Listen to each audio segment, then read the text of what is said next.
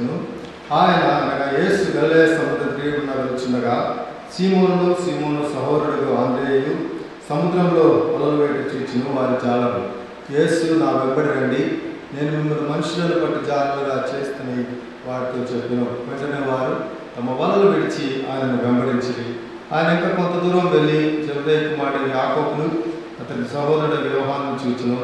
వారి దూడలో ఉండి తమ వలలు బాగు చేసుకుంటుంది. వెంటనే ఆయన వారిని పిలువగా వారు తమ తండ్రి అయిన జబదేయిని దూడలో జీతగాండ్రు ఏదో విడిచిపెట్టి ఆయన వెంబడించింది.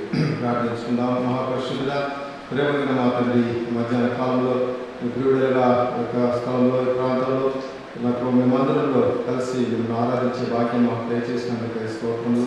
ప్రభావం కూడా పాడిన పాటల ద్వారా, చెప్పబడిన మాటల ద్వారా, పలుకుల ద్వారా, చేసిన ప్రార్థన ద్వారా, అన్నిటి ద్వారా కూడా తండ్రి మహిమపరచబడి నమ్ముచున్నాం. చేరి వచ్చిన ప్రతి బిడ్డను బట్టి, ప్రతి కుటుంబాన్ని బట్టి నీకు వేలాదంగా చెల్లిస్తున్నాం తండ్రి. మరొకసారి మా యొక్క జీవితంలో ఈ యొక్క ప్రభుదినంలో మీ సన్నిధికి రాగలే భాగ్యము మమ్మల్ని సజీవులుగా వచ్చినటువంటి ధన్యతను బట్టి నీకు వేలాదంగా చెల్లిస్తున్నాం. ప్రభా యొక్క మధ్యాహ్న కాలంలో తండ్రి ఒక ఉద్దేశంతో చేరినాం. క్రీస్తును మహిమపరచాలని, క్రీస్తును కనపరచాలని, క్రీస్తును ఆరాధించాలని, క్రీస్తుని హెచ్చించాలని కోరుకుంటున్నాం. ప్రభా ప్రభా మాకు సహాయం చేయండి. మరి మధ్యాహ్న కాలంలో ప్రభా వాక్యాన్ని ధ్యానించినగా వాక్యాన్ని మాకు ప్రసాదించమని ప్రార్థిస్తున్నాము. సందేశాన్ని వర్తమానం తండ్రి మాకు దయచేయండి. నిష్పైన కూడా జ్ఞాపకం చేసుకుని సెలవు చాటును దాగుపరచండి. మీకు నోటుగా పనిముట్టుగా సాధారణంగా వాడుకుని ప్రార్థిస్తున్నాం. ఆత్మీయ క్షేమం కొరకు, ఆత్మీయ అభివృద్ధి కొరకు తండ్రి, ఆత్మీయ బలం కొరకు ఏ వాక్యం అవసరం, ఏ సందేశం అవసరం దాన్ని మీరు దయచేయమని ప్రార్థిస్తున్నాం తండ్రి. మేము బట్టి వారం ప్రభా నువ్వైతే ఆశతో కనులెత్తి ఎదురు చూస్తున్నాం. సహాయం చేయండి. వచ్చిన వాళ్ళందరినీ కూడా తండ్రి మీ యొక్క వాక్యంతో, ఆత్మతో, మీ యొక్క సన్నిధితో, మీ సంతోషంతో, సమాధానంతో నింపి మీ దీవెనలతో మమ్మల్ని ఆశీర్వదించి స్థలం నుండి పంపించి ప్రార్థిస్తూ అంధకార చికశక్తులన్నిటి కూడా వేస్తున్నామని పండిస్తూ మమ్మల్ని కూడా మీ దయారస్తం కప్పచెప్పుకుంటూ ప్రభావ మా మధ్యలో మీరే మహిమ ఘనత ప్రభావం పొందాను.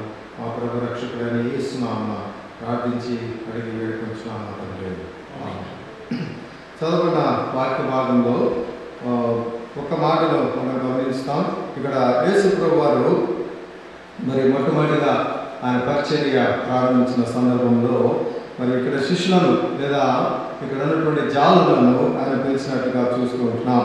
మరి వారు జాలర్గా ఉన్న సమయంలో ఆయన ఒక మాట వారితో సెలవిస్తున్నాడు. ఆ మాట ఏంటంటే, నా వెంబడి రండి, నా వెంబడి రండి, కమ్ ఫాలో మీ అనగానే వారు ఏం చేశారు? వెంటనే వారు ఆ మాట సెలవుగానే ఆయన వెంటనే వారు తమ వలను విడిచి ఆయనను వెంబడించారు. తర్వాత ఇంకో సందర్భంలో అదే సమయంలో ఇంకా కొంత దూరం వెళ్ళిన తర్వాత ఇంకా ఇద్దరు కూడా మొట్టమొదటిగా సీమోనుడు అతని సహోదరుడు ఆంద్రేయును పిలిచాడు. ఆ తర్వాత మరి కొంత దూరం వెళ్ళిన తర్వాత జబదేయి కుమారుడు యాకోబును అతని సహోదరుడు యోహానును చూచును. వారు కూడా మరి దోణలో ఉండి వలలు బాగు చేస్తున్న సందర్భంలో యేసు ప్రభు వారిని పిలవగానే వారి తండ్రి అయిన జబదేయిని వారు విడిచిపెట్టి ఆయనను వెంబడించిన వారుగా చూస్తున్నాం. ఈ యొక్క మాట మీద ఈ మధ్యాహ్న కాలంలో మనము ధ్యానం చేసుకుందాం. యేసు అంటున్నాడు, నా వెంబడి రండి, కమ్ ఫాలో మీ అనగానే వారు వెంటనే మరి ఆయనను వెంబడించినట్లుగా చూస్తున్నాం. సింప్లిసిటీ ఒబీడియన్స్, ఎంత విధేయత చూపించారంటే మరి ఏ ప్రశ్న లేకుండా, ఎటువంటి సందేహం లేకుండా యేసు ప్రభు చెప్పిన మాటను వారు వెంటనే విని ఆ మాటకు లోబడి వెంటనే ఆయన వెంబడించినట్లుగా చూస్తున్నాం.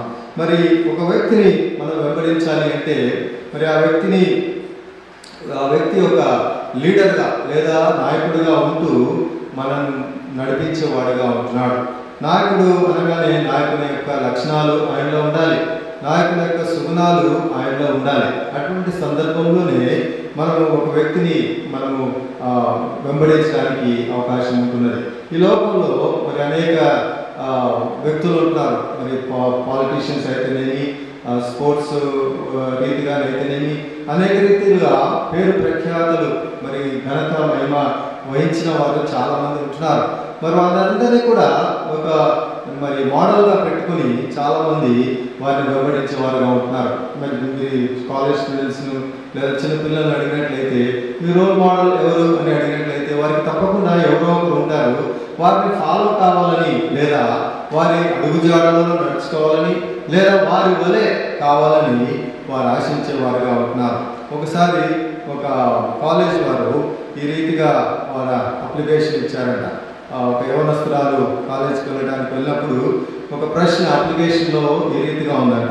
ఆ ప్రశ్న ఏంటంటే, ఆర్ యూ ఏ లీడర్ అనే ఒక ప్రశ్న అప్లికేషన్ మీద రాయబడినట్టుగా చూసిన అమ్మాయి.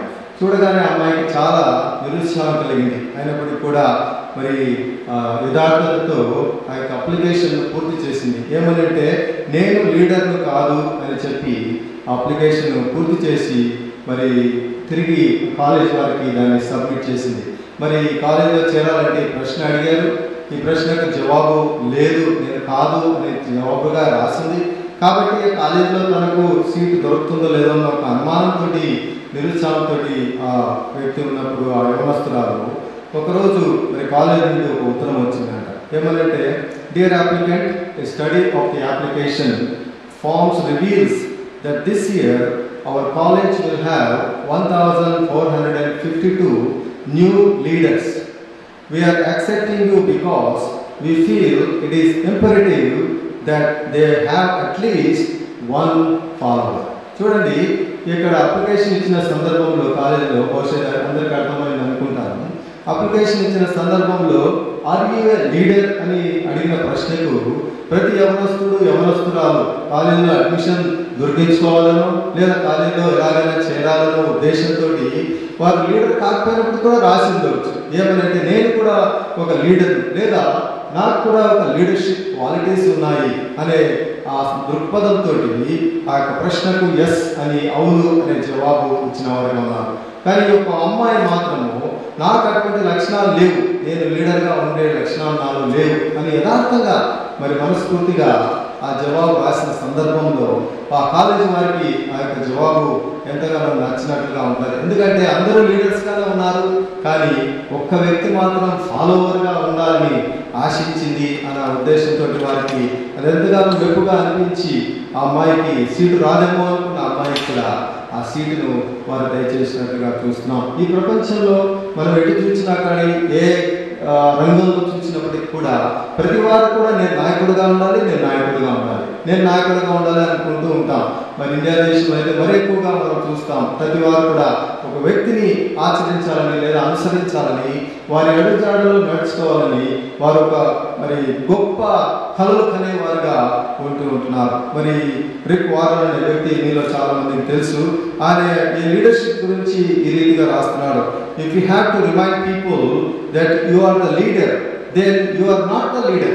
If you have to remind people that you are the leader, then you are not the leader. నువ్వు ప్రజలకు లీడర్ అని గుర్తు చేయాల్సిన అవసరం ఉన్నప్పుడు ఆ సందర్భంలో నువ్వు లీడరే కాదు అని ఆ స్టేట్మెంట్ ఇచ్చినట్లుగా చూస్తూ ఉంటున్నాం. మరి ఇంకొక ఆయన ఈ రీతిగా రాస్తున్నాడు, a leader is a person you will follow to a place you would not go by yourself. Leader అనే వ్యక్తి ఎవరంటే, ఆ వ్యక్తి is a person you will follow him to a place where you would not go by yourself. ఇంకొక ఆయన vans హ్యాబ్నర్ అనే ఆయన leader గురించి ఈ రీతిగా రాస్తున్నాడు, a leader is a person with a magnet in his heart and a compass in his head. అది చాలా అవసరం. మరి ఇంకొక మాట చెప్పి నేను ఇక్కడ ముగిస్తాను.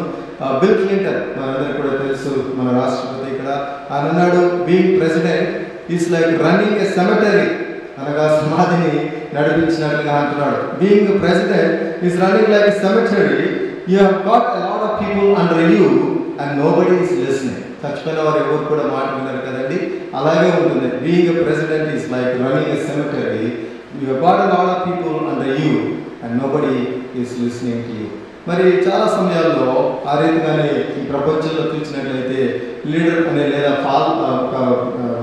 నడిపించేవాడిని మరి చాలామంది ఫాలో అవుతుంటారు, కానీ వినని వారిగా ఉంటున్నారు. మరి డెఫినేషన్ ఆఫ్ లీడర్షిప్ చూసినట్లయితే the act of heading or directing a group of people. Definition of leadership is the act of heading and directing a group of people. ఇదంతా ఎందుకు చెప్తున్నానంటే, యేసు ప్రభు వారు ఈ సందర్భంలో మరి శిష్యులను పిలిచినప్పుడు మరి ఇవన్నీ కూడా ఆయన కలిగి ఉన్న వాడుగా ఉంటాడు. లీడర్షిప్ క్వాలిటీస్ అన్నీ కూడా ఆయనలో ఉన్నట్టుగా మనం చూస్తున్నాం. ఏ కోణంలో నుంచి కూడా మనం యేసు ప్రభు వారిని పరీక్షించినట్లయితే లీడర్షిప్ క్వాలిటీస్ ఆయనలో ఉన్నాయి. ఒక నాయకుని క్వాలిటీస్, ఒక యజమాని యొక్క క్వాలిటీస్, లక్షణాలు ఆయన ఉన్నట్టుగా చూస్తున్నాం. అందుకనే ఆయన ధైర్యంతో ఆయన అంటున్నాడు, నన్ను వెంబడించండి, నన్ను వెంబడించండి, అవి ట్రాన్స్ఫార్మ్ యువర్ లైఫ్, మీ జీవితాన్ని నేను మార్చివేస్తాను, నా వెంబడి రండి, నేను మిమ్మల్ని మనుషులను బట్టి జాలరులుగా చేస్తానన్నాడు. అంటే వారు ఉన్నటువంటి ప్రస్తుతం ఉన్నటువంటి వారి యొక్క పని నుండి ఉన్నతమైన స్థానంలోనికి వారిని తీసుకుని వెళ్ళాలని యేసు ప్రభు వారు వారికి పిలుపునిస్తున్నట్టుగా ఉంటున్నాడు. మరి ఇక్కడ పేతురు మనం చూసినట్టు ఈ మధ్యాహ్న కాలంలో పేతురు జీవితం గురించి కొంచెం కేంద్రీకరిస్తాం. పేతురు మరి యేసు ప్రభు వెంటనే వెంబడించాడు, ఆయనతో పాటు కూడా మిగతా వారు కూడా వెంబడించారు అనుకోండి. మరి పేతురు జీవితంలో మనం చూసినట్లయితే ప్రభు వారిని వెంబడించారు. కానీ కొన్ని సందర్భాల్లో ఆయనకు కూడా అనుమానం వచ్చింది, అయ్యా నేను యేసు ప్రభువును వెంబడిస్తూ ఉంటున్నానే, కానీ నా జీవితం ఏంటి, నా భవిష్యత్తు ఏంటి అని అనుకుంటున్నాడు. ఒకసారి చూడండి, మత్తయి సువార్త 19వ అధ్యాయము 27వ వచనం. నమ్మాడు, యేసు ప్రభు పిలిచిన మాటకు విధేయత చూపించి వెంటనే ఆయన వెంబడించాడు. వలలు వదిలివేసి సమస్తాన్ని కూడా వదిలివేసి వెళ్ళిపోయాడు. తర్వాత ఎక్కడో మధ్యలో ఆయనకు అనుమానం వచ్చింది, ఒక సందేహం వచ్చింది, ఏంటి నేను యేసు ప్రభువును వెంబడిస్తున్నానే ఏంటి అని. ఇక్కడ చూడండి, మత్తయి సువార్త 19:27. పేతురు, ఇదిగో మేము సమస్తమును విడిచిపెట్టి నేను వెంబడించుకుంది కనుక మాకేమి దొరికిందని ఆయన అడగగా యేసు వారితో ఇట్లన్నాడు, ప్రపంచ పునర్జన్మమందు మనుష్య కుమారుడు తన మహిమ గల సింహాసనం మీద ఆసీనుడై ఉన్నప్పుడు నన్ను వెంబడించిన మీరును 12 సింహాసనముల మీద ఆసీనులై ఇశ్రాయేలు 12 గోత్రముల వారికి తీర్పు తీర్చుదురు. యేసు ప్రభు వారు ఎప్పుడైతే ఆయన వెంబడించు అన్నాడో విధేయత చూపించి వెంబడించాడు. అయినప్పటికీ కూడా నేను అనుకుంటాను, ఆయన వెంబడిస్తున్నాడు మధ్య మధ్యలో అనుమానం వస్తుంది. ఇంకా యేసు ప్రభు వారి యొక్క మరి పరిచర్య మరి జరుగుతున్న కొలది, మరి ఆయన పరిచర్య జరుగుతున్న కొలది ఆయన చెప్తూ వచ్చాడు, నేను ఈ లోకంలో పర్మనెంట్ గా ఉండటానికి రాలేదు, శాశ్వతంగా ఉండటానికి రాలేదు, నేను మనుష్య కుమారునిగా ఈ లోకానికి వచ్చి నా ప్రాణాన్ని క్రయధనముగా అర్పించడానికి లోకానికి వచ్చాను. ఏదో ఒక రోజు నేను ఈ లోకం నుండి వెడలిపోతూ ఉంటున్నాను. అందుకనే యోహాను సువార్త 14వ అధ్యాయంలో మనం చూస్తున్నాం, ఆయన అంటాడు, మీ హృదయాన్ని కలవరపడనీయకుడి, నా యందు విశ్వాసం ఉంచినారు, దేవుని యందు విశ్వాసం ఉంచుడి, నేను మీకు స్థలం సిద్ధపరచ వెళ్తున్నాను, నేను స్థలం సిద్ధపరిచిన తర్వాత నేనున్న స్థలంలో మీరు ఉండలాగున మరణం వచ్చి మిమ్మల్ని తీసుకుని పోతానని యేసు ప్రభు వారు సెలవిచ్చారు. ఈ సందర్భాల్లో నేను అనుకుంటాను, పేతురు గారికి సందేహం వచ్చిండొచ్చు, ఏంటి నేను వెళ్ళిపోతా అంటున్నాడే, ఇన్ని రోజులు ఆయన వెంబడించాము, లేదా ఉన్నపాటునే వలలు వదిలేసి సమస్తాన్ని వదిలిపెట్టి ఆయన వెంబడించాము, సరే ఏదో ఒక రోజు ఒక అవకాశం చూసుకుని యేసు ప్రభుని ప్రశ్న వేయాలని ఆయన మనసులో అనుకుంటూ ఉన్నాడు. సమయం దొరికింది, సందర్భం వచ్చింది కాబట్టి వెంటనే ఆ ప్రశ్న వేశాడు, యేసు ప్రభా మేము నిన్ను వెంబడించాం, మాకేం దొరుకుతుంది అనే ప్రశ్న వేశారు. చాలా మంది మనలో కూడా లాభం ఉంటేనే ఏదైనా చేస్తాం, లాభం లేనిది ఏమి కూడా చేయం. What is my motivation of following something, what is my motivation of doing something. ఏదైనా లాభదాయకరంగా ఉంటేనే, మనకు నష్టం జరగదు అనుకుంటేనే, మనకు కష్టం కలగదు అనుకుంటేనే మనం ఏదైనా చేయడానికి, ఏ పనిదైనా పూనుకోవడానికి ముందుకు వచ్చే వారంగా ఉంటున్నాం. పేతురులో ఏం తప్పులేదు. నేను అనుకుంటాను, ఏముంటే అదే ప్రశ్న అడిగేవాళ్ళు యేసు ప్రభువును కదండి. నిజం చెప్పాలంటే మనం అందరం కూడా అదే అడుగుతాం, ఈయన ఎంట వెళ్తున్నాను, ఏదో రోజు కింద ఫుడ్ దొరుకుతుంది, అక్కడ పడుకోవడానికి స్థలం దొరుకుతుంది, ఏదో అద్భుతాలు చూస్తున్నాము, అక్కడికి అయిపోతున్నాయి, అంతా జరుగుతుంది, బాగానే ఉంది, కానీ ఫ్యూచర్ ఏంటి నాది, నా భవిష్యత్తు ఏంటి, ఈయనేమో వెళ్ళిపోతాను అంటున్నాడు, శిలువలో ప్రాణం పెట్టి మనుషుల గురించి చనిపోయి సమాజం తిరిగి లేచి పైకి వెళ్ళిపోతాను అంటున్నాడు, పైకి వెళ్ళిపోయిన తర్వాత మార్కెట్ ఏంటి, ఇదంతా ఏదో గందరగోళంగా ఉన్న పరిస్థితి, ఏదో రాజ్యాన్ని స్థాపిస్తాడేమో ఈ లోకంలో, మేము కూడా ఇక్కడ క్యాబినెట్ మినిస్టర్స్ గా ఉండొచ్చు అని ఈ శిష్యులంతా కూడా బహుశా ఖర్చన చేసుకుని ఉండొచ్చు. అయితే యేసు ప్రభు అన్నాడు, మీకు ఇక్కడ కాదు, పరలోకంలో మీ కొరకు స్థలం ఉన్నది, పరలోకంలో మీకు ప్రాధాన్యత ఇవ్వబడుతుంది, పరలోకంలో మీకు ప్రతిఫలం దొరుకుతుంది అని చెప్పినప్పుడు పేతురు గారు సరేలే అని అనుకుని ఉండవచ్చు. ఈ పేతురు మరి కొన్ని సందర్భాల్లో మనం చూసినట్లయితే మరి అంటాడు, ప్రభా ఎవరు నిన్ను విడిచిపెట్టినా కానీ నేను నిన్ను విడిచిపెట్టాను, ఎవరైనా విడిచిపెట్టాను ప్రభా, ఎవరు రాకపోయినా కానీ నా ప్రాణాన్ని నేను ఫస్ట్ లో పెడతాను ప్రభా అన్నాడు. చివరికి ఏం జరిగింది చూడండి, యేసు ప్రభు అరెస్ట్ అయినప్పుడు చిన్న బాలిక వచ్చి అడిగింది, నువ్వు ఆయన ఎరుగుదు అంటే ఏం చేశాడు? వెంటనే భయపడి, ప్రాణానికి భయపడి, ప్రాణానికి తెగించలేక ఆయన ఏం చేశాడు? బొంకాడు, అబద్ధం ఆడాడు. నేను ఆయన ఎరగను. ఎంత స్ట్రాంగ్గా ఉన్న వ్యక్తి చూడండి, రూపాంతరపు కొండ మీద కూడా యేసు ప్రభు వారి యొక్క దృశ్యాన్ని, ఆ యొక్క మహిమను చూసినటువంటి వ్యక్తి, ఇక్కడే ఉంటే మనకు బాగుంటుంది, ఇక్కడ పనిశాలలు కడదాం, అది కడదాం, ఇది కడదాం అని చెప్పిన వ్యక్తి, ఇక్కడ యేసు ప్రభు వారు అరెస్ట్ అయిన సందర్భంలో లేదా పట్టుబడిన సందర్భంలో ఒక చిన్న బాలిక వచ్చి నువ్వు ఆయనలో కూడా ఒకరి వాడు కాదా, ఆయన ఎరగవా అని ప్రశ్నించినప్పుడు వెంటనే ఆయన భయపడిపోయి, నేను ఆయన ఎవరో ఎరగను, నాకు ఆయన ఎవరో తెలియదు. ఇక్కడ యేసు ప్రభు పిలిచాడు, గొప్ప పిలుపుతో నా వెంబడి నేను మిమ్మల్ని మనుషుల పైన జాలంగా చేస్తానప్పుడు వెంటనే వచ్చాడు. మధ్య మధ్యలో అప్స్ అండ్ డౌన్స్, ఎదుగుదల తగ్గుదల అన్ని జరుగుతున్నాయి.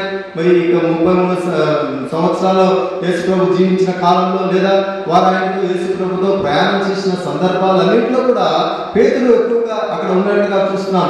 పేతురు, యోహాను మరి వారు ఎక్కువగా ఆ సందర్భాల్లో ఆయనతో కూడా, అనేక సందర్భాల్లో ఆయనతో కూడా ఉన్నట్టుగా చూస్తున్నాం. అయినప్పటికీ కూడా చివరిలో మరి యేసు ప్రభువును మోకినట్లుగా, ఆయన్ను అంగీకరించకపోయినట్లుగా మనం చూస్తున్నాం. అయితే యేసు ప్రభు దయగల దేవుడు, ప్రేమగల దేవుడు, కరుణామయుడు. యేసు ప్రభు ఏం చేశాడు? ఆయన క్షమించి తిరిగి ఆయన యొక్క మందలోనికి ఆయన చేర్చుకున్నాడు. చూడండి, యోహాను సువార్త 20 మనకు తెలుసు ఆ స్టోరీ అంతా. ఎప్పుడైతే పునరుద్ధరణ యేసు ప్రభు వారికి ప్రత్యక్షమైనాడు, పేతురు ప్రత్యేకంగా ప్రత్యక్షమై నా మందను వేతుము, నా గొర్రెలను ఖాయమని ఆయనకు ఒక బాధ్యతను అప్పగించినట్లుగా చూస్తున్నాం. అప్పటి నుండి కూడా పేతురు ఎంతో నమ్మకంగా ప్రభును వెంబడించినట్టుగా చూస్తున్నాం. చరిత్ర రూపకంగా మనం చూసినట్లయితే సంఘ చరిత్రలో మరి పేతురు కూడా ఒక హతసాక్షిగా ప్రభు కొరకు చనిపోయి ప్రాణం పెట్టినట్టుగా మనం చూస్తున్నాం. ప్రియులారా, ఈ మధ్యాహ్న కాలంలో మనం పరీక్షించుకుందాం. యేసు ప్రభు అంటున్నాడు, నా వెంబడి రండి.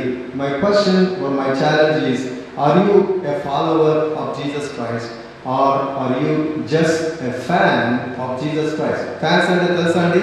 మన దగ్గర ఉన్న ఈ ఫ్యాన్లు కాదు నేను చెప్పేది. ఫ్యాన్లు అంటే ఏమంటారు తెలుగులో? ఒక వ్యక్తిని అభిమాని, మంచి అభిమాని. ఏ రంగంలో చూసుకున్నా కూడా మనకు ప్రత్యేకంగా మరి అభిమానులు అనేవారు ఉంటారు. కానీ క్రీస్తు విషయంలో మనకు వచ్చినప్పుడు నువ్వు యేసు ప్రభు యొక్క ఒక అభిమానిలాగా ఉంటున్నావా, లేదా యేసు ప్రభును వెంబడించే వ్యక్తిగా ఉంటున్నావా? Are you just a fan, are you a follower of Jesus Christ అని ఒక ప్రశ్న, ఒక సవాలు ఈ మధ్యాహ్న కాలంలో మనం వేసుకోవాలని కోరుతున్నాం. మరి ఈ యొక్క యేసు ప్రభు యొక్క ఫాలోవర్గా ఉన్న సందర్భంలో మనకు ఉండవలసినటువంటి గుణలక్షణాలను మనం పరీక్షించుకున్నట్లయితే నిజంగా నేను యేసు ప్రభువును వెంబడించే వ్యక్తినా, లేదా కేవలం నేను యేసు ప్రభు యొక్క అభిమానినా అని మనం పరీక్షించుకొని మనం హెచ్చరించుకోవచ్చు. మొట్టమొదటిగా యేసు ప్రభు యొక్క ఫాలోవర్గా ఉన్న వ్యక్తి ఏం చేయాలంటే చూడండి, 1 పేతురు 1:3-5 పేతురు యొక్క జీవితం మనము ధ్యానించుకుంటున్నాం ఈ సందర్భంలో. కనుక పేతురు గ్రంథం నుంచి కొన్ని వచనాలు మనం చూస్తూ ఉంటాం. మొట్టమొదటిగా ఒక వ్యక్తి యేసు ప్రభు యొక్క శిష్యుడుగా ఉన్న వ్యక్తి ఎటువంటి గుణలక్షణాలు కలిగి ఉంటాడంటే మొట్టమొదటిగా చూడండి, 1 పేతురు 1:3-5 వరకు చదవండి.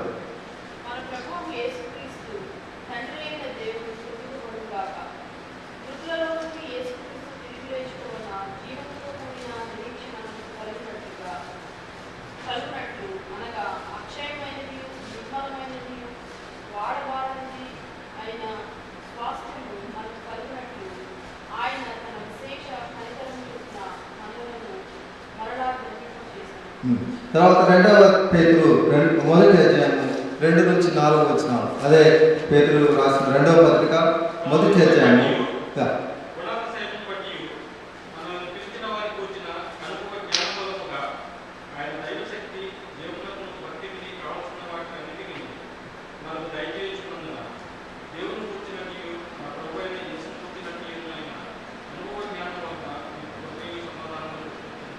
చాలండి.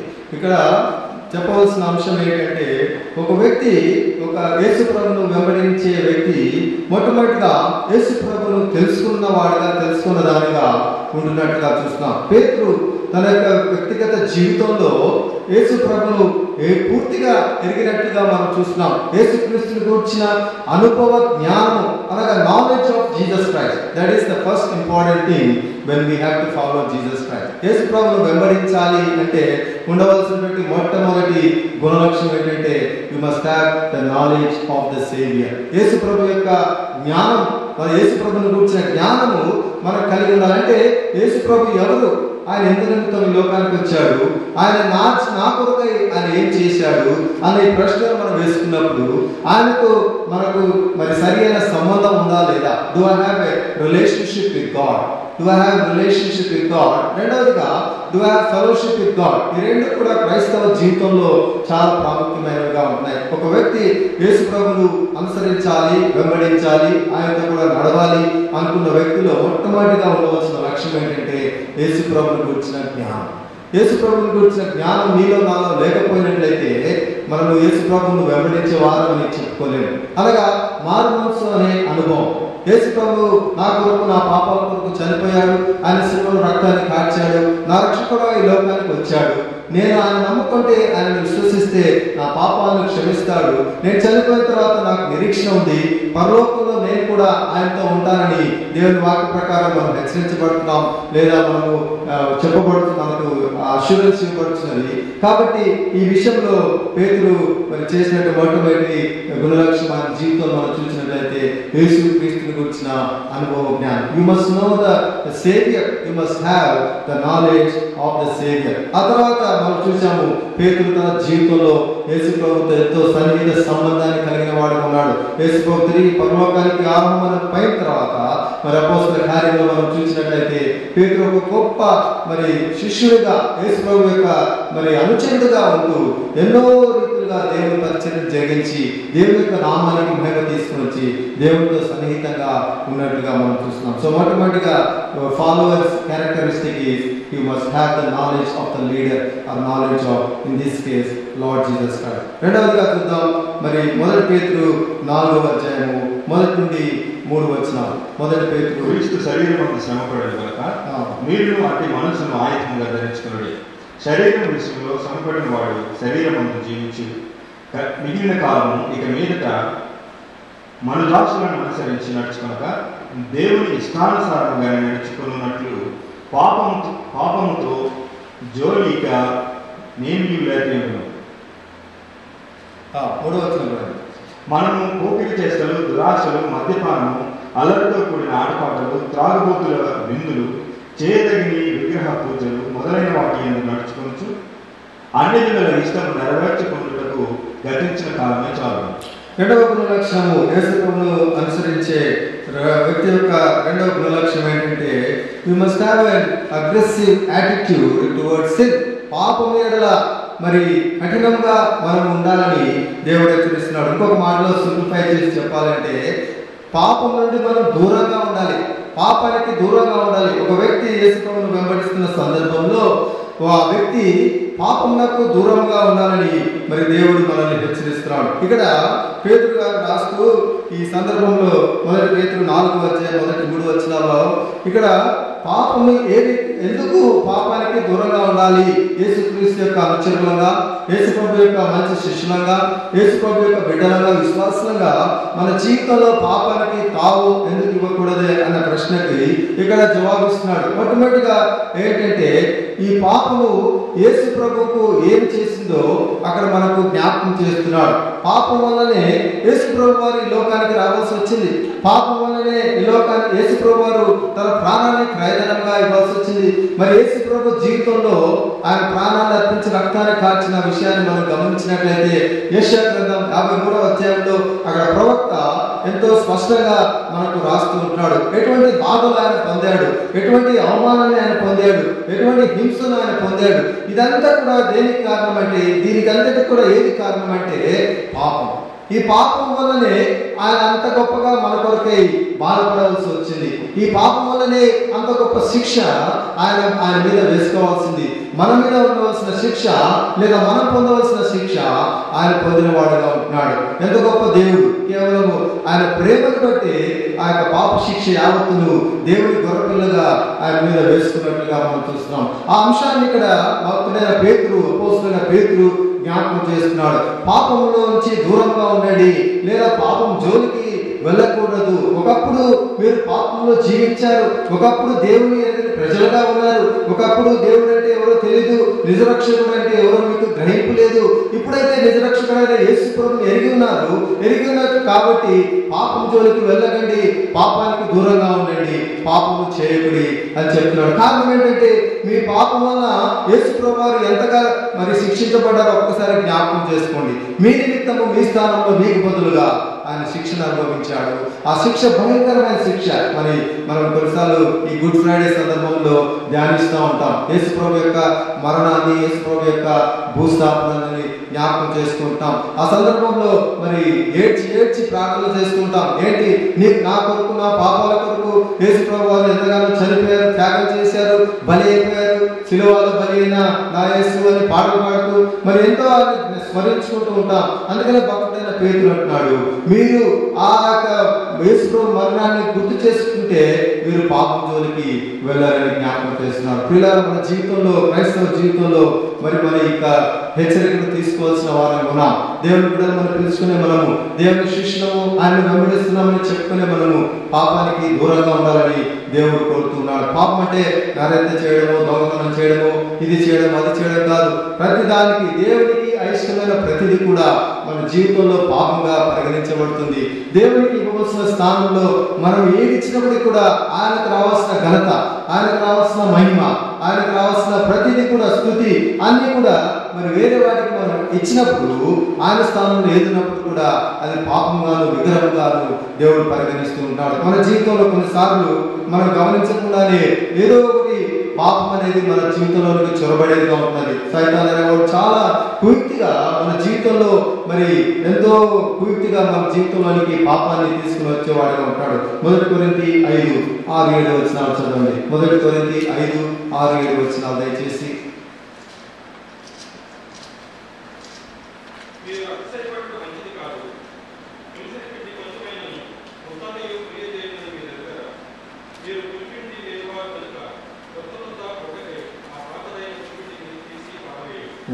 పులిసిన పిండి ఎంత కావాలండి మొత్తంతా పులుపు చేయడానికి?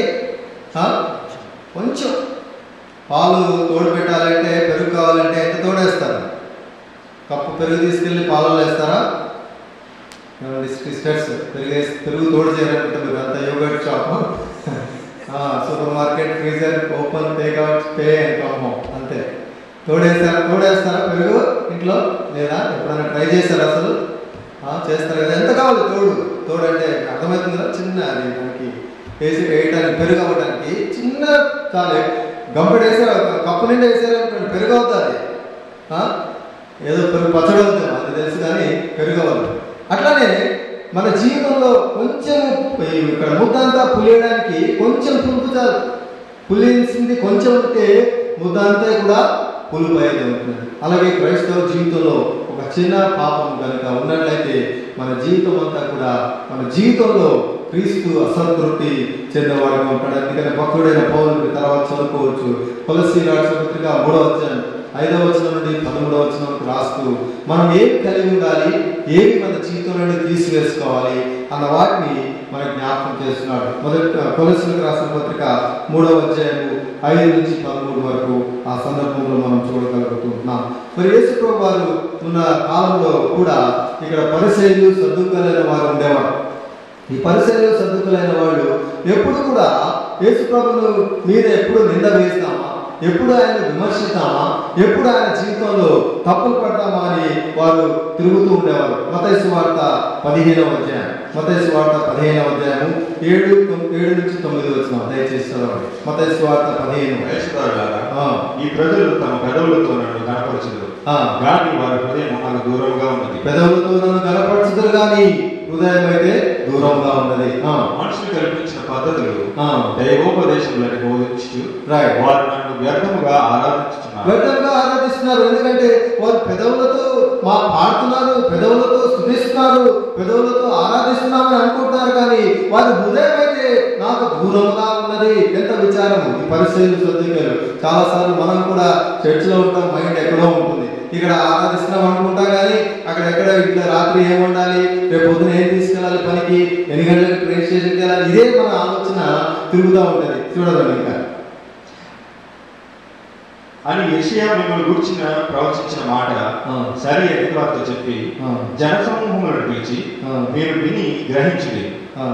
నోట పడినది మనుషుని అపవిత్రపరచదు, కానీ నోట నుండి వచ్చినదే మనుషుని అపవిత్రపరచనని వారితో చెప్పారు. ఇక్కడ యేసు ప్రభువు వారు వారికి ఖచ్చితంగా చెప్తున్నాడు, మీరు మరి ఆరాధిస్తున్నాము స్తుతిస్తున్నాము అని అనుకుంటున్నారు, కానీ మీ హృదయం, మీ నోరైతే స్తుతిస్తుంది, కానీ మీ యొక్క హృదయం అయితే నాకు బహు దూరంగా ఉన్నదని వారితో కూడా సెలవిస్తూ ఉంటున్నాడు. చూడండి, మత్తయి సువార్త 23వ అధ్యాయం 27-28 వచ్చిన మత్తయి సువార్త 23వ అధ్యాయం 27-28 వచ్చిన అయ్యో వేషధారులైన శాస్త్రులారా, పరిచయులారా, మీరు సున్నం కొట్టిన సమాధులను పోలి ఉన్నారు. సున్నం కొట్టిన సమాధులను పోలి ఉన్నారు. అవి వెలుపల శృంగారంగా అమ్మకూడదు, కానీ లోపల చచ్చిన వారి ఎముకలతోనూ సమస్త కల్మషంతోనూ నిండి ఉన్నది. అలాగే మీరు వెలుపల మనుషులకు నీతిమంతులుగా నగపడుచున్నారు, కానీ లోపల వేషధారణతోనూ అక్రమంతోనూ నిండి ఉన్నారు. ఇక్కడ యేసు ప్రభువు అంటున్నారు, మీ యొక్క జీవితాలు ఎలా ఉన్నాయంటే సున్నం కొట్టిన సమాధుల వలె ఉన్నాయి. బయటికి చాలా శృంగారంగాను, అందంగాను, అద్భుతంగాను ఉన్నాయి. ఒకసారి మీరు సమాధుల తోటకు వెళ్ళినట్లయితే, ఇండియా దేశంలో ప్రత్యేకంగా చూసినట్లయితే మంచి మంచి ఏమంటారు మాన్యుమెంట్స్, అక్కడ సమాధుల తోటలో అక్కడ సమాధులు కట్టిన చూస్తే ఇంత ఆర్కిటెక్ట్ ఉందా సమాధులలో కూడా అనుకోవాలి చూసినట్లయితే. కానీ ఏముంది, అంత మంచి సమాధి ఉన్నప్పటికీ కూడా, ఎంత పెద్ద సమాధి కట్టించినప్పుడు కూడా చివరికి ఏముంటుంది, లోపల తొమ్మిది చూస్తే ఎముకలు లేదా అక్కడ ఉన్నటువంటి పదార్థాలు మనకు కనపడుతున్నాయి. అలాగే ఈ పరిస్థితుల విషయంలో యేసు ప్రభువు వారు హెచ్చరించారు, మీరు సున్నం కొట్టిన సమాధులలో ఉన్నారు, శృంగారంగా బయటకు కనపడుతున్నారు, కానీ లోపల ఎంతో మీలో మాలిన్యం, పాపం ఉంటున్నదిగా యేసు ప్రభువు వారు హెచ్చరిస్తున్నారు. ప్రియులారా, ఈ మధ్యాహ్న కాలం పరీక్షిస్తున్నాం. యేసు ప్రభువును వెంబడించే వ్యక్తి యొక్క గుణలక్షణంలో మొట్టమొదటి లక్షణము ఆయన గురించిన జ్ఞానం, అనుభవ జ్ఞానం కలిగిన వారుగా ఉండాలి. రెండవదిగా పాపమునకు దూరంగా ఉండాలి. అది ఏ పాపమైనప్పటికీ కోపము, ద్వేషము, అసూయ, కక్ష, పగసాధింపు ఇవన్నీ కూడా పాపంగా దేవుడు పరిగణిస్తూ ఉంటున్నాడు. అందుకనే కొలస్సీలకు రాసిన పత్రికలు మీరు చదవని తర్వాత అక్కడ లిస్ట్ ఆఫ్ ఐటమ్స్ అన్ని కూడా రాసి భక్తుడైన పౌలు హెచ్చరిస్తున్నాడు, వీటిని తీసివేసుకునండి, వీటిని కలిగి ఉండాలని అక్కడ మనకు హెచ్చరిక చేస్తున్నాడు. పరిశీలన వలె, సదుపాయాల వలె మనం ఉండకూడదని దేవుడు కోరుతున్నాడు. బయటికి బాగా ఉండి లోపల కక్షతోనూ, పగతోనూ, అసూయతోనూ, ద్వేషంతోనూ, దేవుడి మీద ఇష్టం లేని వారంగాను, దేవుడిని ప్రేమించిన వారంగాను ఉండకూడదని దేవుడు కోరుతున్నాడు. మూడవ లక్షణం చూద్దాం. 1 పేతురు 1వ అధ్యాయం 23వ వచనం. 1 పేతురు 1వ అధ్యాయం 23వ వచనం. మూడవ లక్షణం శిష్యుల యొక్క లక్షణం. 1 పేతురు 1వ అధ్యాయం 23 ఉన్నది. మీరు క్షయ బీజం నుండి శాశ్వతము జీవం గల దేవుని వాక్యం మూలంగా అక్షయ బీజం నుండి పుట్టింపబడిన వారు కనుక నిష్కపటమైన సహోదర ప్రేమ కలిగినట్లు మీరు సత్యములకు విధేయులు అవుట చేత.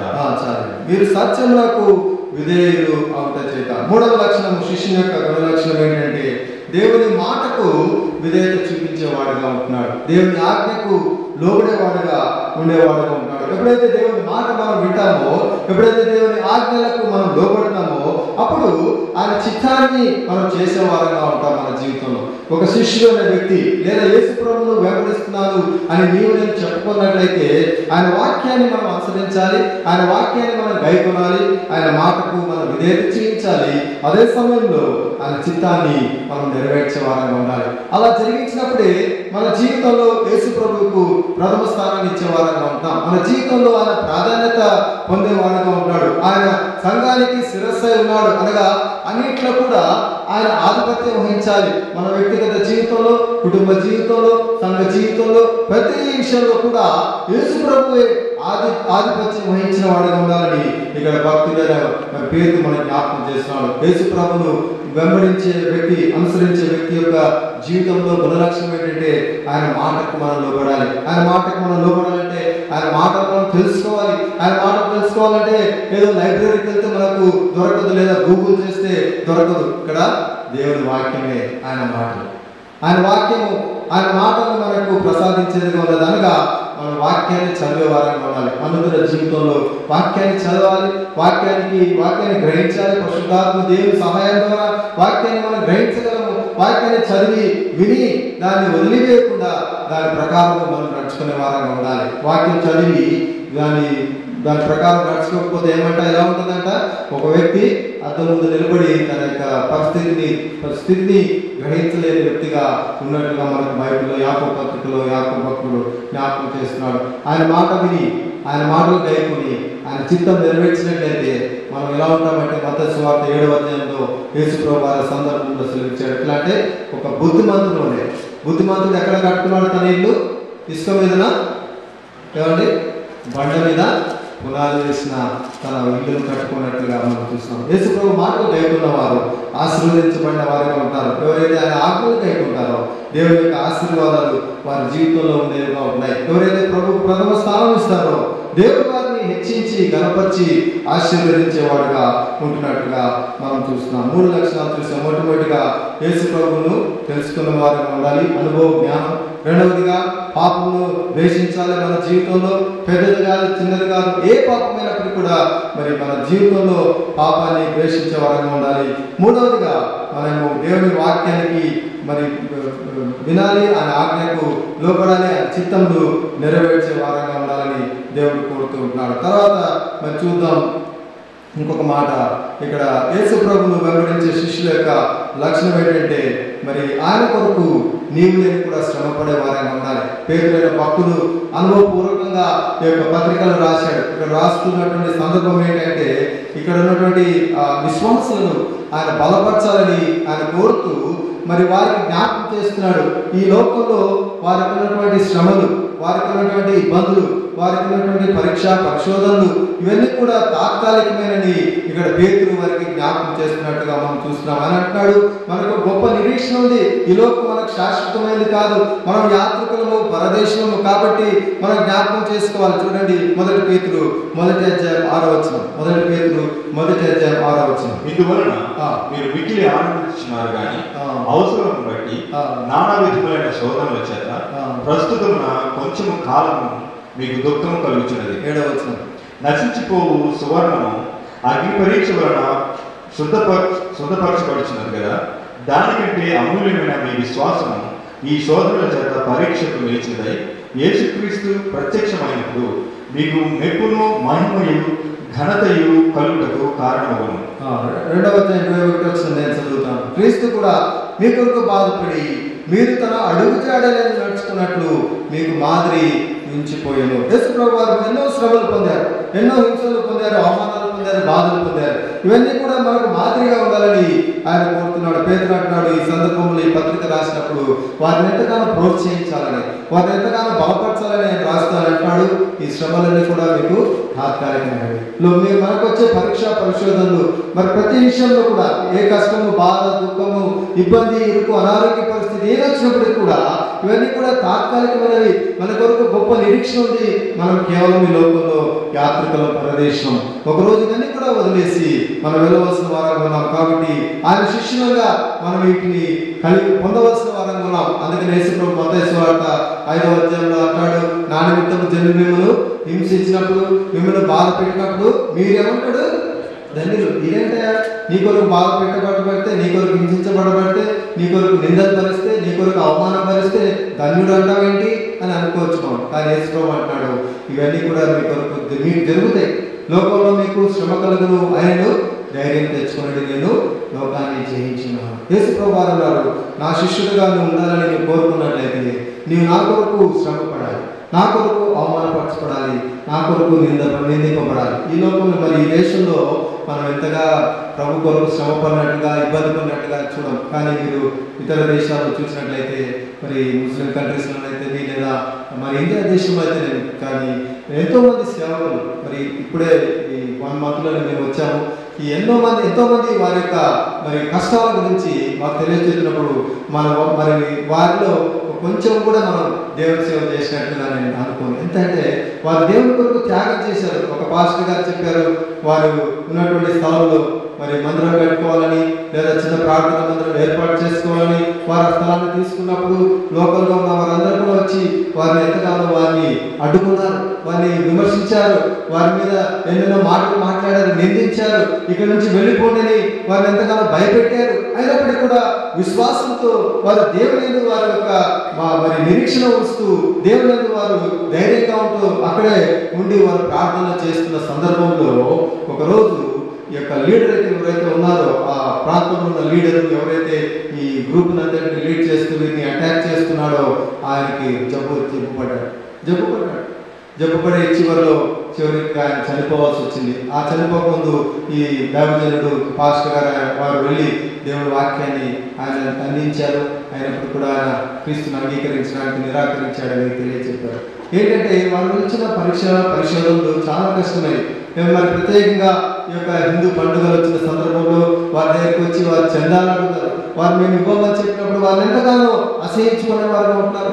మనమైతే ఎంతో మరి ఈ దేశంలో ఎంతో స్వాతంత్రంగా స్వేచ్ఛతోటి ప్రభుని ఆరాధించగలుగుతున్నాం. కానీ అనేక దేశాల్లో మరి సువార్త ప్రకటించడానికి కష్టంగా ఉంది. రెండవదిగా దేవుని సేవ జరిగించడానికి దేవుని సేవకురాళ్ళు ఎంతో ఇబ్బంది పడుతున్నారు. వారికి పరలోకంలో గొప్ప బహుమానం కలదు. మన జీవితంలో మరి ప్రభు కొరకు హింసలు పొందకపోవచ్చు, దెబ్బలు తినకపోవచ్చు, మరి అవమానం పొందకపోవచ్చు, నిందలు పొందకపోవచ్చు, కానీ దేవుని కొరకు దేవుని ప్రజలు సర్వలోకంలో ఎంతో మంది ఈ రీతిగా వెళ్తున్నారు. అందుకనే భక్తుడైన పేతురు అంటాడు, మీరు ఆయన శిష్యులుగా ఉండాలని కోరుకున్నట్లయితే ఆయన అందుకనే వేసుకోమన్నాడు, ఎవడైనా నన్ను కోరినాడనా తను తాను ఉపేక్షించుకొని సిలువను ఎత్తుకొని నన్ను గమనించాలి. సిలువను ఎత్తుకోవడం అంటే మరి వచ్చే కష్టాలన్నింటినీ కూడా ఎదుర్కోవడానికి సిద్ధంగా ఉండాలని దేవుడు కోరుతున్నాడు. ఆ రీతిగా ఉండడానికి నీవు సిద్ధంగా ఉన్నావా? దేవుడి కొరకు అవమానపరచడానికి సిద్ధంగా ఉన్నావా? దేవుడి కొరకు నీ మీద నిందలు వచ్చినప్పుడు నీవు వాటిని కట్టుకోవడానికి సిద్ధంగా ఉన్నావా నీ జీవితంలో? ఈ రీతిగా మనం ప్రశ్నించుకోవాలి. ఇంగ్లీష్లో చాలా సింపుల్గా ఒక ఫ్రేజ్ ఉంది, ఏంటంటే నో క్రాస్ నో క్రౌన్. సేవ లేకపోతే కిరీటం లేదు, సిలువ లేకపోయినట్లయితే కిరీటం లేదు. No cross no crown. కనుక దేవుని యొక్క శిష్యులుగా మనము ఈ లోకంలో శ్రమలు అనుభవించవలసిన వారు ఉన్నాం. ఐదవదిగా చూడండి, 1 పేతురు 3:14. మీరు ఒకవేళ నీతి నిమిత్తము శ్రమ పడినను మీరు ధన్యులే, వారి బెదిరింపునకు భయపడకండి, కలవరపడకండి. 1 పేతురు 4వ అధ్యాయం 4:14 చదివింది. 7వ వచనం దయచేసి 7వ వచనం. అయితే అన్నిటి అంతము సమీపమైనది కాగా మీరు స్వస్థ బుద్ధి గలవారై ప్రార్థనలు చేయుటకు మెలకువగా ఉండండి. ఇక్కడ అంతము సమీపంగా ఉందండి. తర్వాత 5వ వచనం చూసినట్లయితే సజీవులకును మృతులకును తీర్పు తీర్చడానికి సిద్ధంగా ఉన్న వారికి వారు ఉత్తరవాదులై ఉన్నారు. ఇక్కడ ఎవరి గురించి భక్తుడైన పేతురు జ్ఞాపకం చేస్తున్నాడంటే నశించిపోయే వారి నిమిత్తమై మనం చేయవలసిన బాధ్యత ఏంటనేది మనం జ్ఞాపకం చేస్తున్నాడు. ప్రే ఫర్ ద పెరిషింగ్. విశ్వాసి, క్రైస్తవుడు, శిష్యుడు అనిపించుకున్న వ్యక్తి యొక్క గుణలక్షణం ఏంటంటే నశించిపోయే ఆత్మల మీద భారం కలిగిన వారంగా ఉంటాం. Pray for the perishing and also win souls for the Lord Jesus Christ. Yesu ప్రభు కొరకు ఆత్మను రక్షించే వారంగా నీవు నేను ఉండాలని దేవుడు కోరుతూ ఉంటున్నాడు. ఎన్ని ఆత్మలు దేవుని దగ్గరికి నీవు నేను నడిపించాం. ఇంగ్లీష్లో చక్కటి పాట ఉంది, మస్ట్ ఐ గో. తెలుగులో కూడా ఉంది మా అనువాదంలో, ఇంగ్లీష్లో ఉంది, must I go empty handed, must I meet my saviour. So ఒట్టి చేతులతో నేను ప్రభు దగ్గరికి వెళ్ళాలా? ఒట్టి చేతులతో ఆయన ముందు నేను నిలబడాల్సిన అవసరత వస్తుందా? అలాంటి పరిస్థితి మన జీవితంలో ఉండకూడదని భక్తుడైన పేతురు జ్ఞాపకం చేస్తున్నాడు. మీరు యేసు ప్రభు యొక్క అనుచరుడుగా ఉండాలనుకున్నప్పుడు నశించిపోయే ఆత్మల కొరకు ప్రార్థించండి. నశించిపోయే ఆత్మల విషయమై భారం కలిగి ఉండండి. నశించిపోయే ఆత్మలకు స్వార్థను ప్రకటించాలని దేవుడు కోరుతున్నాడు. యేసు ప్రభు నాడు మీరు ఈ లోకంలో వెలుగై ఉన్నారు, ఈ లోకానికి ఉప్పై ఉన్నారు. మీరు నాకు సాక్షులు భూదిగంతంలో వరకు, మరి యెరూషలేము, యూదయ, గలిలయ ప్రాంతం అంతట్లో కూడా మీరు నాకు సాక్షులుగా ఉన్నారు. మన జీవితంలో దేవుడు మనల్ని ఏ స్థానంలో ఏ ప్రాంతంలో ఉంచాడో ఆ ఆ స్థానంలో మనం ఆయన కొరకు సాక్షిగా ఉండాలని దేవుడు కోరుతున్నాడు. ఒక శిష్యు యొక్క గుణలక్షణం ఏంటంటే యేసు ప్రభు యొక్క సాక్షిగా ఆయన కానీ ఆమె కానీ జీవించేవారుగా ఉంటున్నారు. ఇంకా 6వదిగా చూసినట్లయితే మనం ఇందాక చదివాం 7వ వచనంలో, అయితే అన్నిటి అంతము సమీపంగా ఉన్నది కాగా మీరు స్వస్థ బుద్ధి గలవారై ప్రార్థన చేయటకు మెలకువగా ఉండి. అనగా 6వ లక్షణము యేసు ప్రభు యొక్క అనుచరుల యొక్క 6వ లక్షణం ఏంటంటే ఆయన రాకడ కొరకు మనం సిద్ధపడే వారంగా ఉండాలి. ఆయన రాకడ సమీపంగా ఉంది, అంతము సమీపమైనది, కాలము సమీపమైనది, దేవుని రాజ్యం సమీపమైనది. మనము చుట్టూ చూసినప్పుడు ఎటు చూసినప్పుడు కూడా ఆయన రాకడ యొక్క గుర్తులు నెరవేరుతూ ఉన్నాయి. యేసు ప్రభు వస్తానని చెప్పాడు. మనం ఏం కూడా కలవరపడాల్సిన అవసరం లేదు, అనేకపడాల్సిన అవసరం లేదు. కారణం ఏంటంటే ప్రభు వారు ముందే చెప్పారు, నేను రాకముందు ఫలాని అని కూడా జరగాలి. ఇవన్నీ జరిగినప్పుడే అంతము సమీపిస్తూ ఉంటున్నది, అంతము నెరవేర్చబడి ఉంటున్నది. ఈ రాకడ కొరకు నీవు నేను సిద్ధంగా ఉన్నామా? బుద్ధిగల కన్యకల వలె మనం కూడా సిద్ధపడే మనసుతో ఉండి మన జీవితంలో నూనె కలిగిన వారు ఉండి ప్రభువాను ఎప్పుడు నన్ను పిలిచినా, ప్రభువాను ఎప్పుడు వచ్చినా నేను సిద్ధంగా ఉన్నాను, నీ రాకడ కొరకు నేను అపేక్షిస్తున్నాను. పౌలు ఎదురు చూచేవాడట ప్రభు పిలుపు కొరకు. నేను ఆయన అంటాడు, absent from the body is being present with the Lord. నేను చనిపోయినను బ్రతికినను క్రీస్తు కొరకే బ్రతుకుతున్నాను. నాకు చావంటే భయం లేదు, కారణం ఏంటంటే నా నిరీక్షణ అక్కడ పరలోకంలో ఉంటారని ఉంది. అయితే మన జీవితంలో మనం తెలుసుకోవాల్సింది ఆయన శిష్యులుగా, ఆయన వెంబడించే అనుచరులుగా ఏంటంటే ఆయన రాకడ కొరకు మనం సిద్ధంగా ఉండాలి. అదే భక్తుడైన పౌలు జ్ఞాపకం చేస్తున్నాడు, అన్నిటి అంతము సమీపమైనది. మనం వెచ్చించిన మరి జరగవలసినవన్నీ కూడా జరుగుతున్నాయి. దేవుడు తన కార్యక్రమం చొప్పున ప్రతిదీ కూడా నెరవేరుస్తూ ఆయన రాకడను దగ్గరగా చేస్తున్నాడు. ఆయన రాకడ కొరకు నువ్వు సిద్ధంగా ఉన్నావా? ఈ మధ్యాహ్న కాలంలో పరీక్షించుకున్నాం. అలా సిద్ధంగా ఉన్నట్లయితే ప్రభు యొక్క బలలో మనం పాల్గొనడానికి ప్రభు మనకు అవకాశం ఇస్తాడు. చివరిగా వచ్చి ముగిద్దాం. 8వ వచనం, 1 పేతురు 4వ అధ్యాయం. ప్రేమ అనేక పాపములను కప్పును కనుక అన్నిటికంటే ముఖ్యముగా ఒకరి ఎడల ఒకడు మిక్కటమైన ప్రేమ గలవారై ఉండు. మిక్కటమైన ప్రేమ కలిగిన వారై ఒకరి ఎడల ఒకరు ఉండని ఇక్కడ పేతురు జ్ఞాపకం చేస్తున్నాడు. యేసు ప్రభు యొక్క శిష్యులలో ఉండవలసినటువంటి లక్ష్యం ఏంటంటే, అలాగే 3వ అధ్యాయం 8వ వచనంలో చదివితే, తుదకు మీరందరూ ఏక మనస్కులై ఒకరి సుఖ దుఃఖములందు ఒకరు పాల్పడి సహోదర ప్రేమ గలవారును కరుణాచిత్తులను ప్రేమ మనస్కులై ఉండి ఆశీర్వాదములకు వారసులవుటకు మీరు పిలువబడుతున్నారు కనుక కీడుకు ప్రతి కీడను దూషణకు ప్రతి దూషణను చేయక జీవించుడి. చివరిగా మనం గమనించాల్సిన విషయం ఏంటంటే, యేసు ప్రభు యొక్క అనుచరుడిగా నీవు నేను జరిగించాల్సిన విషయం ఏంటంటే, ఒకరి ఎడల ఒకరు ప్రేమ కలిగిన వారు ఉండాలి. Love one another. Love is the badge of a believer, of a disciple, of a follower of Jesus Christ. ఒక బ్యాడ్జ్ లాగా మన జీవితంలో ఉంచుకోవాలి. క్రైస్తవ జీవితంలో యేసు ప్రభువును వెంబడిస్తున్న సందర్భాల్లో, మనం దేవుని బిడ్డలుగా దేవుని కుటుంబంగా ఉన్న సందర్భంలో ఒకరినొకరు ప్రేమించుకోవాలని దేవుడు కోరుతున్నాడు. మిక్కటమైన ప్రేమతో ఒకరి ఎడల ఒకరు ప్రేమ కలిగి ఉండి, ప్రేమ అనేక పాపములను కప్పును. మనలో ఉన్నటువంటి ప్రతి బలహీనత, మనలో ఉన్నటువంటి ప్రతి పొరపాటు, మనలో ఉన్నటువంటి ప్రతి తప్పిదం, ఇవన్నీ కూడా ప్రేమ ద్వారా మనం కప్పివేసుకునే వారంగా ఉన్నాం. ఎందుకంటే ఆ ప్రేమ ద్వారా, క్రీస్తు ప్రేమ ద్వారా మనం ఒకరినొకరు క్షమించుకోగలము, ఒకరినొకరము ప్రేమించుకోగలం. మనం వ్యక్తిగతంగా చూస్తే మనకు విభేదాలు ఉండవచ్చు. అయితే దేవుని బిడ్డలుగా దేవుని కుటుంబంగా ఉన్న సందర్భంలో ఒకరినొకరు ప్రేమించుకోవాలని ఇక్కడ హెచ్చరించబడుతున్నాం. కనుక ప్రియులారా, ఈ మధ్యాహ్న కాలంలో పరీక్షించుకున్నాం. యేసు ప్రభు పిలిచాడు శిష్యుని, నా వెంబడి రండి. Be a follower of me, are you a follower of Jesus Christ. అట్లా అనేట్లయితే యేసుక్రీస్తుని గురించిన అనుభవ జ్ఞానం కలిగి ఉన్నావా? రెండవది, పాపానికి దూరంగా ఉన్నావా? మూడవది, దేవుని మాటకు దేవుని ఆజ్ఞకు లోబడుతూ దేవుని ప్రథమ స్థానం నీ జీవితంలో ఇస్తూ దేవుని చిత్తాన్ని నెరవేర్చేవాడుగా నెరవేర్చేదానంగా ఉన్నావా? నాలుగవదిగా, క్రీస్తు కొరకు శ్రమపడ్డకు, క్రీస్తు కొరకు బాధింపబడ్డకు, హింసింపబడ్డకు సిద్ధంగా ఉన్నావా? అవమానం పొందుటకు సిద్ధంగా ఉన్నావా? అలా ఉన్నట్లయితే ఆయన శిష్యుడిగా పరిగణించబడతావు. ఐదవదిగా, నశించిపోయే ఆత్మల విషయమై నీకు భారం కలిగి ఉన్నావా లేదా? ఎన్ని ఆత్మలు ప్రభు దగ్గరికి తీసుకుని వచ్చావు? ఎన్ని ఆత్మలు ప్రభు దగ్గర నిలబడినప్పుడు జవాబు ఇవ్వలేకపోతున్నావు? ప్రభు కొరకు ఏం చేశావు? మరి నీ జీవితంలో ప్రయాసపడ్డావు, జీవితం అంతా కూడా నీ కొరకే శ్రమపడ్డావు, నీ కొరకే ప్రయాసపడ్డావు, నీ కొరకే సమస్తాన్ని సమకూర్చుకున్నావు. ప్రభు కొరకు ఏమైనా కార్యం చేసావా? భక్తుడైన పౌలు ఎంతో విచారంతో ఫిలిప్పీయులకు రాసిన పత్రిక 2వ అధ్యాయంలో ఒక మాట అంటాడు, అందరూ తమ సొంత కార్యంలోనే చూసుకొనుచున్నారు, ఎవరు క్రీస్తు కార్యాలను చూడటం లేదు. ఎంత విచారం! అందరూ తమ సొంత కార్యాలే చూసుకుంటున్నారంట. దేవుని కార్యం విషయమై శ్రద్ధ లేదు, దేవుని కార్యం విషయమై ఆసక్తి లేదు, దేవుడి కార్యం విషయమై ప్రేమ లేదు. దేవుడు చూసుకుంటాడే మనకెందుకు అంటే ఎట్లా అవుతుంది? ఆయన శిష్యులుగా, ఆయన విధంగా మనకు కూడా బాధ్యత ఉంది. దేవుడి పనిలో నిమగ్నమై ఉండాలి.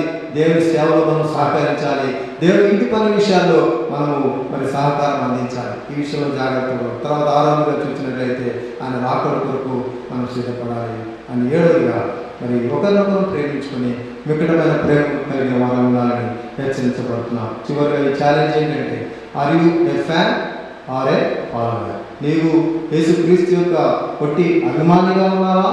ఏదో వింటున్నావు, పోతున్నావు, ఆమె అంటున్నావు, వెళ్ళిపోతున్నావు, అలా ఉంటున్నావా?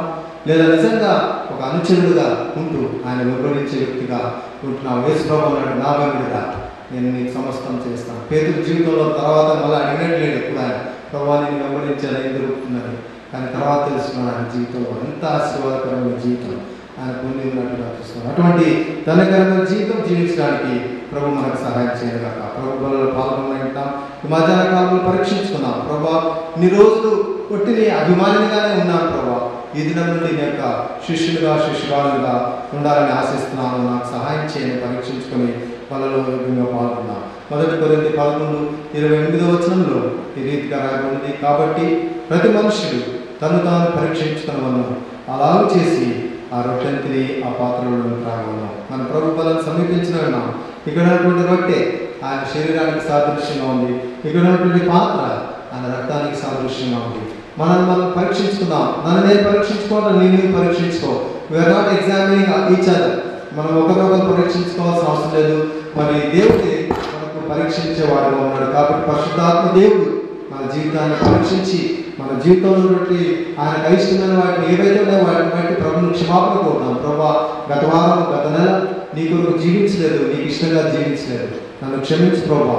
బలం సమీపిస్తుండగా ఆయన ప్రేమ జ్ఞాపకం చేసుకుందాం. ప్రభా ఎంతగానో ప్రేమించావు, సిలువ బలం పొందినంతగా విధేయత చూపించావు, నీ ప్రాణాన్ని బలి అర్పించావు, నీ రక్తాన్ని నా కొరకు కాడ్చావు. నాకు అందరి బట్టి నీకు వందనాలు ప్రభా అని చెప్పి పరీక్షించుకొని యోగ్యంగా పాల్గొన్నాం. యోగ్యంగా పాల్గొన్నట్లయితే మనకు ఆశీర్వాదము, అయోగ్యంగా పాల్గొన్నట్లయితే దేవుని శిక్షాలోనికి మనం రానున్నాం. కాబట్టి ఈ హెచ్చరికలను తీసుకుని బలలో దేవుని రీతిగా పాల్గొన్నాం.